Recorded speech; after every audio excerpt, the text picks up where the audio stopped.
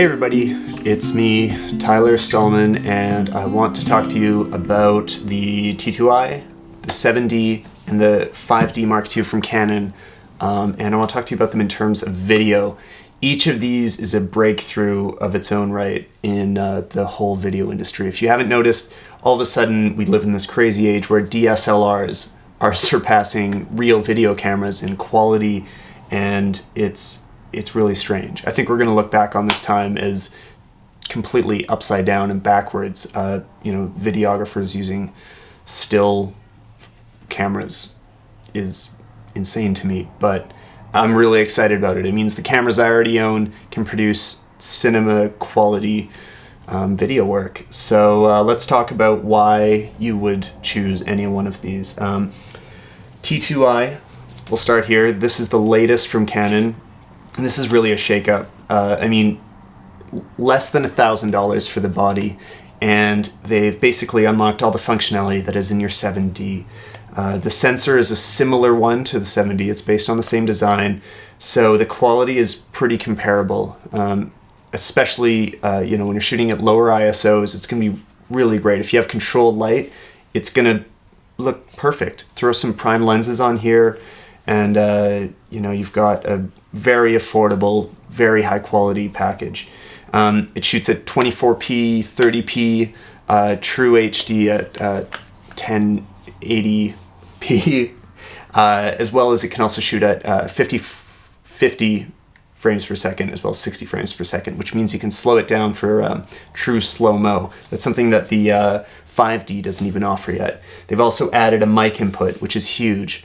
Right now what we're recording on is a T1i, and it does not have that, so what we've had to do is use external audio, which is up here that you can't quite see. It's running on a Zoom H4n. I just shook my head, shaking my head at Brendan back there. It's running on Zoom H4n, and I'm gonna have to sync it up in post, which is a pain in the butt. So this means that this is a full package. Spend the money on glass, buy a cheap body. If you're not shooting stills, I can't see a lot of reasons that you really need to step up to the other ones just for video. But let's talk about the reasons you might. Next, we've got the 7D, which for stills, this has become my favorite walk-around camera, which I talk about in the photo episode of this. Autofocus, things like that are really fast. It's got a few features that the 5D is still waiting to catch up on. And especially when it comes to video, it shoots at 24p, 30p, all the same things. Has a dedicated switch for video, which is really handy. It feels like Canon, realized that some videographers and cinematographers were starting to pick up these cameras, and they cater to them a bit. For $2,000, you can get. I've seen modifications that are about $4,000 to stick professional, old school lenses on here that they'll dig out the whole mirror system just to do it. These things will look incredible on your computer or on the big screen. There's no, I can't see that much of a reason to jump from the T2i to the 7D if you're just shooting video. If stills are part of your game, I recommend the 7D. And then finally, we've got the last big jump, which is to the 5D. Now this will run you about $3,000, and up until recently, I really would have pointed either the T2i or the 7D. Actually, before the T2i, the 7D was a clear winner. Great price point, full feature set. But now they've updated the firmware on the 5D, and this really helps a lot. It means that you can set manual audio controls, which you still can't do in either of the other two. So if I run my mic straight into here, it can automatically, or with the other two, sorry, it'll automatically boost the gain and introduce a lot of extra noise.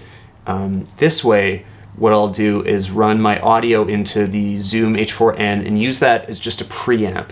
Then I don't have to sync in post, and I still have really clean audio signal coming through. The full frame sensor means your wider lenses will look wider, and at lower ISOs, like ISO 100, 200, at all ISOs, at higher ISOs, it'll look better than the others. It doesn't have all the same controls on the camera, just the one live view button, and then you shoot using the set. button, which, you know, I'm not a big fan of that.